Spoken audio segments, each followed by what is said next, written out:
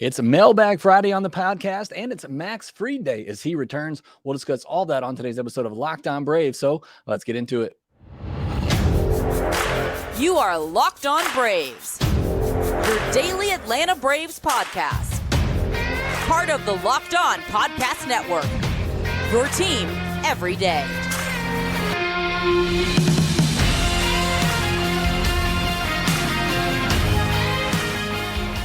Hey, and welcome back to Locked On Braves, part of Locked On Sports Atlanta, where we cover your favorite Atlanta sports teams each and every day. I am your host, Jake Mastriani. You can follow me on Twitter at ShortstopBall. Also, make sure you check out my written work over at BravesToday.com. Make sure you follow the podcast on Twitter at LockedOn_Braves. Send in any questions, comments, or feedback that you have for the podcast. It's our Mailbag Friday edition of Locked On Braves, so everything we talk about today will come from your questions sent in on Twitter. So thank you so much for providing those. If you're new on YouTube, hit that subscribe button. If you're watching this video there, that like button as well. Thank you so much to all those who let me know you hit that like button each and every day. It does help support the show a ton when you do that. And it gives us more interaction as well in the comment section where, again, you've been killing it.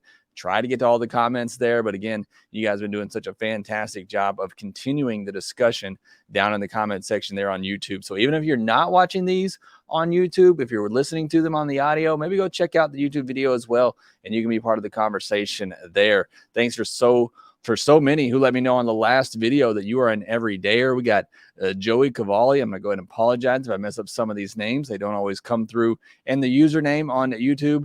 Uberval's Fanatic, Zachary Whitfield, Adam Dowd, Jordan Taylor in North Carolina, Alan Hayes, the Natris, I Play for Keeps, Jason Sturkey, Tristan, and Joey S. Thank you so much for letting me know that you're an everydayer of the Locked On Braves podcast. It is a Mailbag Friday episode. We got a lot of questions to get to. Couldn't really put one specific thing in the title because they're all so different, but we do have some about Max Fried, the rotation, Vaughn Grissom, what we do with some of these team options in the offseason. So a lot of different questions that I'm going to try to answer for you on today's episode. And let's just jump right into the questions. And I'm basically reading them off the thread on Twitter. Again, some of you submit questions to me in the YouTube comments and direct messages on Twitter.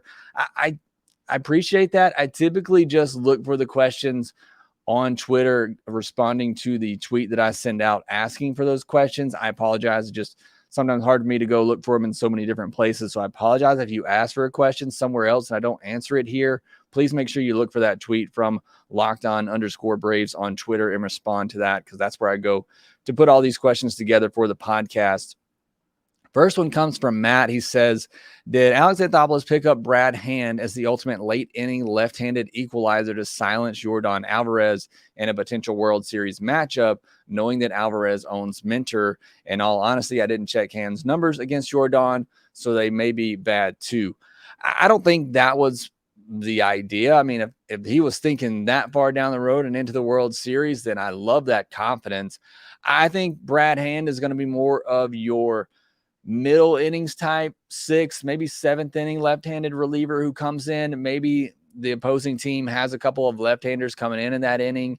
I think maybe you'll see Brad Hand come in there. I think you will see him in that middle innings, sixth, seventh inning role. If there is a big left-handed bat coming up like a Yordan Alvarez in a big moment, maybe you got runners on, 2 outs, and the other team has a big lefty coming up, then I think maybe that's when you see Yordan come in.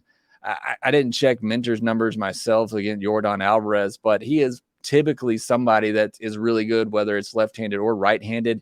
When Minter comes in, he's getting a full inning. He's getting either the 8th or the 7th inning, most likely coming in to face the middle of an order.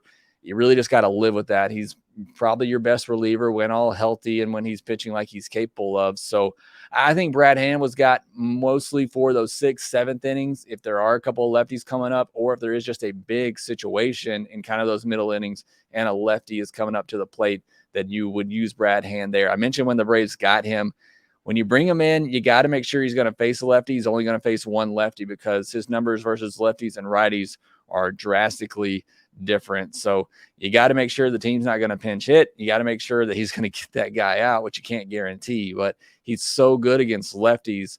But again, he's not very good against righties. So you want to make sure he's facing as many lefties as possible. Cavs Buckeyes says, After the draft, one of the prospect guys at FanGraphs said he wouldn't be shocked if Waldrop was in the Braves pen for the playoffs. Kaz Buckeye says, I would be shocked to see that, but what type of role could you see him, AJ Smith-Shawver, or even a guy like Vines and his changeup play in October, if any? I would be shocked if we saw Waldrop in the playoffs. I'm honestly a little shocked they sent him right to low A. I can't imagine he's going to throw too many innings this year. He threw over 100 innings at Florida this year. I can't imagine they're going to have him throw more than 10 to 20 innings in professional ball this year. A lot of times when you see these college pitchers drafted who did throw a lot of innings at the college level, they'll get some starts in professional baseball. They'll maybe get 3 or 4 starts, but they're usually only going to be 2 to 3 inning outings. I think you saw that a lot last year with Richie and Owen Murphy, who were even high school guys. So I would be shocked if Waldrop ascends that quickly, again, because the one knock on him is control. And I don't think you can really trust a guy like that, as good as his stuff is and as high as I am on him in the playoffs like that. So I'd be shocked if that's the case. But I think there is a role for an AJ Smith-Shawver, just because of the stuff that they have. And, if you limit them to just one inning where maybe the velocity ticks up a little bit and you limit them to just 2 pitches, maybe AJ Smith-Shawver just becomes a fastball slider guy, Waldrop a fastball split changeup guy, and Vines, working that fastball changeup. If you limit them to 1 inning and they have really good wipeout pitches, then you can see them being good. I mean, that's what good relievers are. The relievers who just didn't have enough pitches to become a starter, and they focus in on, 2, maybe 3 pitches that are really good for them, and they play up in those reliever roles. So I could see it. I don't think it happens, at least for Vines or for Waldrop. I could see it happening for AJ Smith-Shawver just because, he's already kind of been in professional baseball a little bit, and he's already had experience at the major league level, obviously.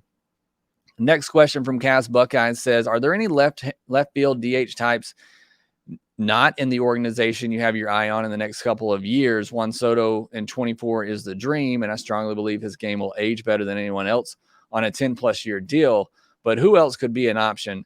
I'm going to be honest. When I originally saw this question, I thought you were talking in the organization. I haven't really looked outside of the organization. I don't know what is there, so I apologize. I misread this question when I was prepping for the show, but I haven't really thought of anybody outside of the organization. I mentioned at the trade deadline, I would reach out to the Cardinals, maybe about a Lars Newbar, maybe a Dylan Carlson. I'd reach out to the Orioles for one of their outfielders they have, maybe a Colton Cowser, Heston Kjerstad, somebody like that. Maybe you swap, young talent where the Braves have depth in pitching for young talent where another team has depth, like the Cardinals and Orioles do in the outfield. I think the Diamondbacks are another team you could target there. They have pretty good depth in the outfield. So those were some of the ones I thought of at the trade deadline. As far as free agents, I'm not sure. I haven't really looked into that. As far as who's in the system, there's nobody really close. Jesse Franklin would be the best one, but I think he's going to be more of a platoon left-handed bat. That would be the strong side of a platoon, but I don't think he'd be an upgrade over Eddie Rosario right now.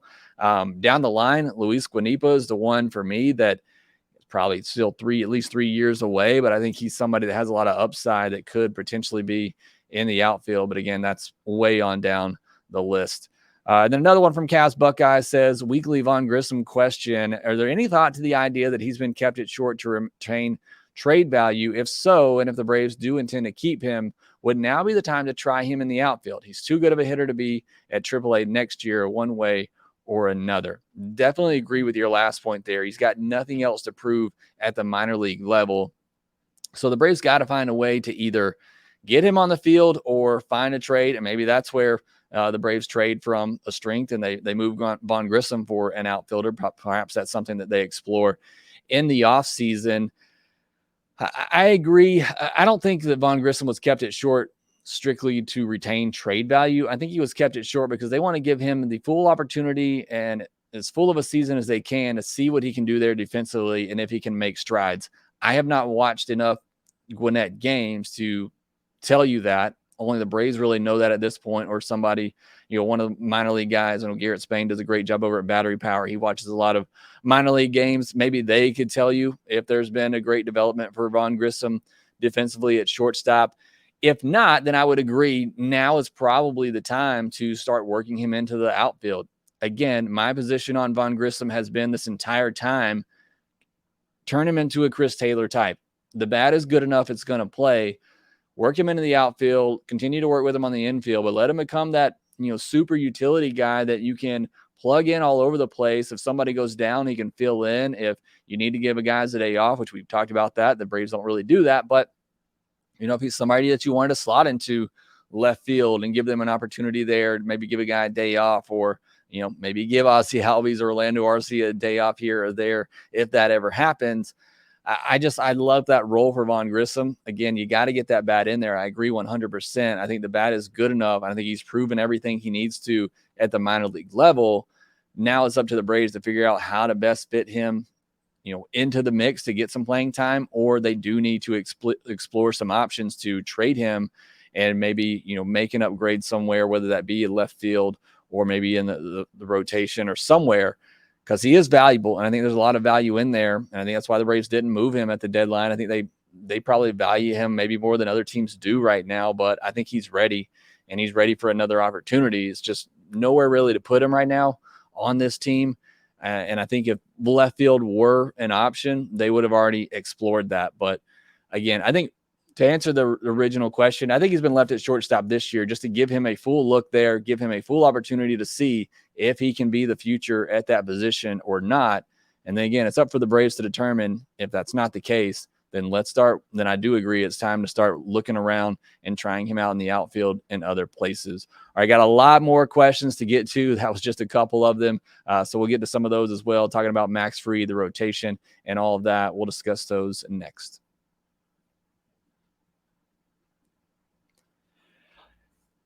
For a championship team, it's all about making sure every player is a perfect fit. It's the same when it comes to your vehicle. Every part needs to fit just right. So the next time you need parts and accessories, head to eBay Motors. With eBay Guaranteed Fit, you can be sure every part you need fits right the first time around. Just add your ride to My Garage and look for the green check to know the part will fit or your money back. Because just like in sports, confidence is the name of the game when you shop on eBay Motors. And with over 122 million parts to choose from, you'll be back in the game in no time. After all, it's easy to bring home a win when the right parts are guaranteed. Get the right parts, the right fit, and the right prices on ebaymotors.com. Let's ride. eBay Guaranteed Fit, only available to U.S. customers. Eligible items only. Exclusions apply.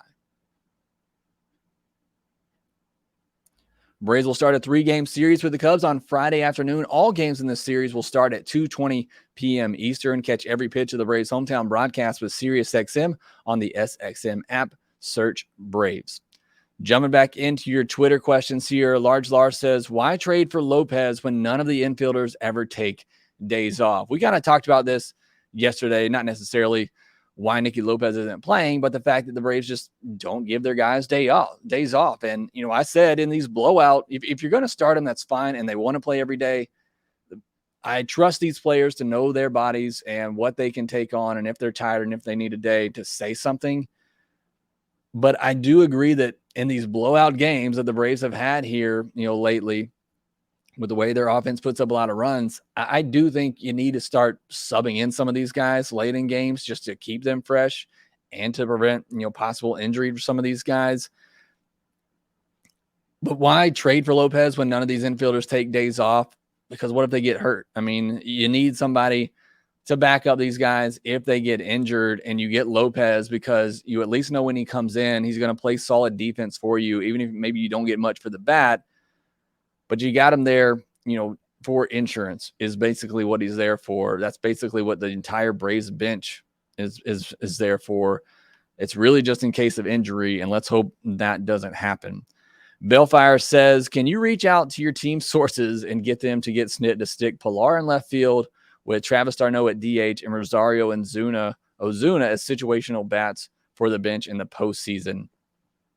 I somewhat agree with the Pilar in left field situation over Rosario in the postseason. I just think it's highly important, especially in the postseason, to put your best defensive team out there that you can. And I can't take Rosario in left field anymore. I cannot take all these balls dropping in front of him, hurting our pitching, which has been banged up, and defense in left field has not helped that at all. And I like Rosario coming off the bench late in a game in a big situation and saving that bat for the right spot. I still like Rosario and what he does with the bat, and I'm fine with it in the regular season. because, the Braves are just going to score a bunch of runs is what they do. So put your best offensive lineup out there. But I do agree in the postseason where you're going to be facing top pitchers every day, put Villar out there to help your defense, save Rosario for a big situation. I do think that is the right move. I don't know about Travis d'Arnaud over Ozuna just yet. And look, I've been as hard on Ozuna as anybody, but he goes through his hot and cold streaks. It seems like he's more on a hot streak right now. I do trust the consistency of Travis d'Arnaud a little bit more. Again, I think it's a conversation that needs to be had, and maybe you play matchups who has better numbers against the starting pitcher. I think you don't do it right now in the regular season just because you want to make sure you keep Travis d'Arnaud and Sean Murphy as fresh as possible. But maybe in the postseason, it's a little bit more of a question. But I still think Ozuna's power, and you're batting him, 6th, 7th in the order, wherever you put him in there, is still just, still think there's a lot of value to that. And again, he's had better at bats this year. He's looked much better, even though he has had, the cold streak in April and the cold streak in July until just at the end there. But in between that, again, he was one of the best hitters in all of baseball with what he was doing. So I don't think Ozuna has lost that spot just yet. But I am on board, at least in the postseason, with starting Pilar and putting your best defensive player in left field, and then using Rosario off the bench for situational purposes. Robert Mosley says, assuming Fried comes back pitching like his old self, who would you start in game 1 of the LDS, Strider or Fried? I think this may come down to matchup. And, if you're facing a team who is more susceptible to swing and miss and strikeouts, maybe you go with Spencer Strider. If you're facing a team that's maybe, more contact oriented, putting the ball in play, maybe you go with Fried, who's going to get that weak contact. I think it's situational. I think it's a good problem to have. A lot of it does depend on what Fried looks like when he comes back. And if he's back to that ace form, I don't know, honestly. Again, I think they're co-aces, but only one of them can start game 1 of a series. I like Strider better just because of the dominant nature of his pitching, and that typically plays up in the postseason. Take last year out of the equation. He clearly was injured and not himself based on the velocity and everything that you saw.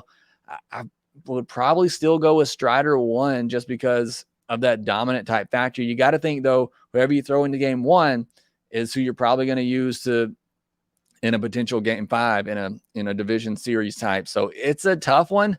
It's not easy, but it's a good problem to have, either one you go with. Baltimore Braves fan, of the 5 players who have team or mutual options for next season, Morton, Rosario, Yates, McHugh, Hand, how many do you see us picking up as of now? This is a tough question here. Morton has a $20 million team option. There's no buyout included in that. So look, as much grief as Charlie Morton gets from Braves fans a lot of times, he still overall has been a very good pitcher. He's been dependable. He's been out there every 5th day. It's a 3.5 ERA.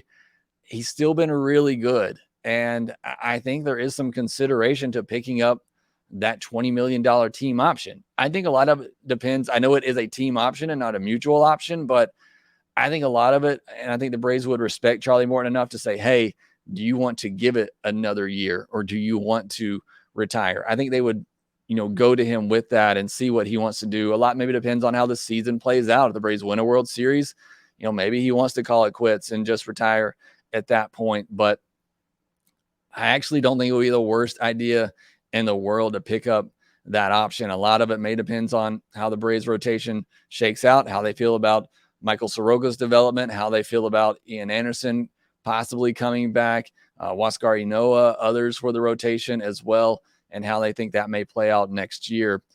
Eddie Rosario, he has a $9 million team option next year, also doesn't have a buyout. Again, this is one, I know we give Eddie Rosario a lot of grief, and I just talked about the fact of taking him out of the starting lineup in a postseason scenario, but there's not a lot of other options right now in the organization. I don't really know what's out there free agent wise or in trades, but I think you could do a lot worse than Eddie Rosario at $9 million in left field as well. So again, I think that's one I could see them picking up. I could also, I wouldn't lose sleep if they didn't. Colin McHugh, a $6 million team option, a $1 million buyout. I've gone on record. McHugh has taken a huge step back this year. I think he's one of the worst guys in the bullpen right now. One of the guys that I trust the least. I wouldn't pick that option up in all honesty. I know you still got to pay the $1 million buyout, but I wouldn't pick that up. Kirby Yates had the $5.75 million team option and a $1.25 million buyout. So it's a pretty expensive buyout already. So you're looking at, you know, you may pick that contract up just because the buyout's already so expensive. And again, I don't know that I don't know that I would. I don't think Kirby Yates has been good enough, but it's still just a $5.7 million deal. It's not a lot of money for somebody who's been fine, you know, in a 6th, 7th inning role. I could see them picking that one up. I could see them going either way on all of these contracts. You know, the one for Brad Hand, it's a $7 million team option, a $500,000 buyout. That's one I do not see them picking up. It'll probably be the one that they pick up, but I don't see picking that one up for a guy who's getting pretty old. He can basically only face lefties at this point. So if I had to guess, Hand doesn't get picked up. McHugh doesn't get picked up. I think Yates gets picked up because it's still, you know, pretty solid $5.5 million deal for somebody who's a pretty solid reliever. He is going to be 37 next year, though, and that buyout's just so expensive that if you don't pick up the contract, you're already paying a pretty expensive buyout. Why not just pay, what is it, another $3.5-4 million more and give him another year and see what he can do? Rosario, I can see going either way. Morton, I can see going either way. So I don't know if I answer your question there, but I think they pick up 3 of these, and it's probably Yates, Rosario, and then maybe Morton. But we'll see how that all shakes out. A lot may depend on what happens the next 2 months, what's available in free agency and in trades. Carter Smith says, hypothetically, if Max Fried and Kyle Wright are completely terrible coming off the IL, are not healthy, etc., what's the game plan for the rotation down the stretch and for the postseason? So in the postseason, it's pretty simple, and that's assuming everybody else stays healthy. It's Strider, Morton, Elder, and then I think you piece it together in a if you need a 4-starter in that scenario, which you probably would in a 7-game series. You could maybe bring a guy back on short rest in a 5-game series, but you know, you still got your 3 of Strider, Morton, and Elder as your top 3. Then you just try to maybe piece it together with Chirinos. Maybe you use him as somewhat of an opener, and then you piggyback him with an AJ Smith-Shawver at that point, maybe a Michael Soroka at that point. As far as how they would play out the rest of the season, it'd be those 3. I think you roll with Chirinos while it's working as long as you can. I think Michael Soroka gets another opportunity as well. Maybe Colby Allard comes back at some point. So they would just have to piece together that 5th starter spot the rest of the season. You got Darius Vines working his way back. He could be another option. You got Alan Winans as well. So they would just have to mix and match those 4th and 5th spots and see what they could do there to get through these next couple of months. But you'd be leaning a lot on Strider, Morton, and Elder. But let's hope that's not the case. Let's hope Fried and Wright both come back healthy, looking like themselves. Lovable Sports says, which other pitchers on the IL are likely to come back and make an impact soon? Nick Anderson, Jesse Chavez, Kyle Wright, Dylan Lee, Colby Allard, and who would be the odd man out? I think Dylan Lee is the closest to coming back and making an impact. Jesse Chavez, we really haven't heard much of here lately. Nick Anderson, it sounds like it's going to be September for him. Same for Kyle Wright. So those 2 are very questionable for me coming back. Haven't heard anything on Colby Allard. So Dylan Lee's the only one right now that we feel pretty confident is going to be back pretty soon. I'm not too confident, and I've said this before, I'm not too confident on Kyle Wright coming back and his impact just because, you know, it's already looking like early September. Can he get ramped up enough? And then just those shoulder issues. I mean, those are big red flags for me. Nick Anderson, 1-2, is not great. A guy who's been injured for a while. I think Jesse Chavez comes back. It's just he's getting old. It's taking him a while to recover. So I think he'll come back at some point. I wouldn't count on much for Colby Allard coming back. So again, we'll see what happens. But Dylan Lee is the one who's closest coming back. I mean, all those guys could make an impact if they return, specifically Dylan Lee, Kyle Wright, Jesse Chavez, and Nick Anderson. As far as who you kick out of the bullpen at that point, that'll work itself out. I can't really give you a guess on that at this moment, but Dylan Lee is probably the one we see sooner rather than later. We really don't have a timetable for the rest of these guys right now. Sean Griffin, thoughts on Olsen versus Ronnie MVP race? Also, what does Atlanta do to these players and other teams don't that bring out the best of them They take an okay player from other teams and turn them into all-star players within a season or two. Sorcery, witchery, Marvel's super serum. What's going on here? So I don't know that it's more so as much about what the Braves do. I'm sure there's something in their philosophy of hitting the baseball hard, which makes a lot of sense, but I think it's more so it's something that the Braves look at when acquiring these players. And, when you look at a Matt Olson, you look at a Sean Murphy. I said this when they traded for Sean Murphy. You could kind of see the offensive profile coming around, especially look at the second half of his season in Oakland where he just really took off. I think that's more so just a great job by the Braves identifying these players, what they do well, and then getting them into the Braves system and helping them excel at that. So I think it's two parts. I think it's the Braves scouting department identifying these players, identifying key strengths that they have that the Braves really focus on, and then they get them into the Braves system, and then they really, just help them enhance that ability. So I just think they're really great at identifying that talent that's going to fit into their roster and then helping them build on that. As far as the thoughts on Olson versus Ronnie's MVP race, look, if things stay as the way they are and they both stay healthy the rest of the way, they both, continue to hit the way that they are, I still think it's Ronnie just because of the power speed combination that he brings. As great as Olson's season would be, approaching 50 home runs, 130, 140 RBIs, that's usually going to win you an MVP or put you in the discussion. What Ronnie does, right now he's on pace for a historic season. If he reaches 40-40, even if he reaches 35-70, whatever it may be, it's something we've never seen before.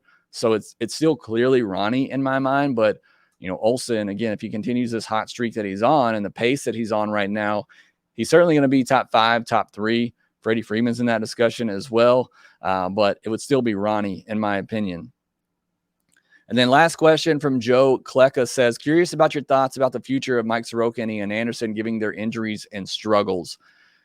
I think for Soroka, it's just the guy needs more reps. He needs more repetition. I think the stuff is still there. The movement is still there on the pitches. It's just the consistency and the command has not come back to him, which the guy hadn't pitched for 2.5 years. It makes sense. So for Soroka, it's all about finding that consistency, getting adjusted to this new release that he has, this new windup that he has. And once he does that, I still think he can be a really solid big league pitcher. Maybe it's not that top of the rotation guy. I still think right now he would be fine and serviceable as a 4th or 5th starter, even with what he's given the Braves this year. I don't know if they're sending him back down to manipulate the time service. I think Mass Boost in the comment section one time did a great job of explaining it, that if they send him down for so long, they gain an extra year of control, which would make sense. The Braves have kept him this long, waiting on him to come back. Why not at least try to get another year of this guy? So I think for Soroka, it's all about just getting the reps that he needs, getting more comfortable with his delivery. And once he does that, I think he'll be fine. Again, it may not be top of the rotation. It may be a ceiling of a number 3. But more likely a 4th or 5th starter. But I think he'll eventually find it. As for Ian Anderson, I don't know. I'm actually less optimistic about Ian Anderson just because he's having injury. It's going to be a while to come back. But even when he was healthy, and he said he was healthy up to the point that he started feeling that injury, the guy was just struggling. And he's always kind of struggled with command, and he's struggled to find that third pitch, which I think he really needs, and we've talked about. I think that's going to be a big question for Ian Anderson. Even when he does come back, can he find that third pitch? And I think that's what he's going to have to do even when healthy and when he comes back. So I'm actually more optimistic about Soroka becoming a serviceable starting pitcher at some point than I am Ian Anderson at this point. But I think both guys have, injuries are going to happen with pitchers. You can't really predict them. But I just think as far as stuff-wise and what I saw, before the injury for Ian Anderson, what I'm seeing now with Soroka, obviously, Soroka's closer to that at this point, but I think Soroka has a better opportunity to come back and be a serviceable pitcher at this point than Ian Anderson. But I think both guys certainly can. But again, just because of where Soroka is in the process, I probably lean more towards him at this point. I don't know that either becomes that top of the rotation pitcher again, like we've seen for them in the past, just because of the injuries, because of the stuff. I don't know that either of them becomes that top of the rotation guy once again. All right, that's all the questions. Appreciate you submitting all those questions on Twitter. Some great ones. Thank you so much for doing that. Next, I'll set you up for this weekend series against the Cubs. The Braves going to Wrigley Field, where the Cubs have been playing really good baseball here as of late. You got Max Fried coming back to the mound. That should be a lot of fun on Friday. You got Dansby Swanson facing him as well. That should be a really good and fun matchup to watch. We'll talk about that next.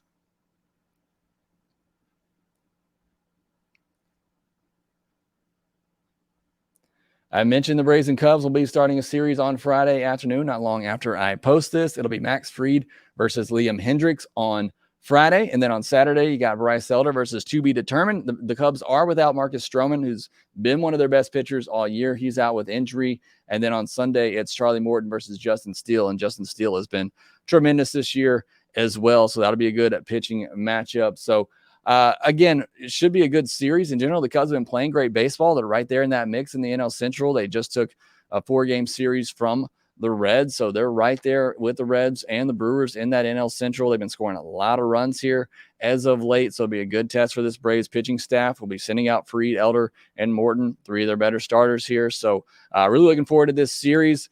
Never know what's going to happen at Wrigley. It depends on if the wind's blowing in or out. We saw that last year where it was blowing in and the Braves couldn't get anything going. But again, with all these runs here the Cubs have been scoring lately, looks like that wind's blowing out at Wrigley. So should be a lot of fun to watch. Dalton Guthrie was designated for assignment to make room for Max Fried on the 40-man roster. Just wanted to know that. Most of you probably didn't even realize the Braves had Dalton Guthrie on the 40-man, but that was the move for Max Fried being added back. So, and I say that because I wasn't really aware of that either. So Max Fried is back. Looking forward to see what he can doing, what he's going to do, and what he looks like coming back from injury. So it should be a lot of fun to watch that on Friday and going forward. Again, the Braves and Cubs will start a 3-game series in Wrigley on Friday. All games start at 2:20 p.m. Eastern. Catch every pitch of the Braves' hometown broadcast with SiriusXM on the SXM app. Search Braves. Thank you so much for making Locked On Braves your first listen of each and every day. Make sure you follow the podcast on Twitter at LockedOn_Braves where you can submit your questions to be part of the Friday Mailbag podcast. Make sure you follow me on Twitter at ShortstopBall, and make sure that you rate, review, and subscribe to the Locked On Braves podcast wherever you get your podcast, and we will talk to you next time.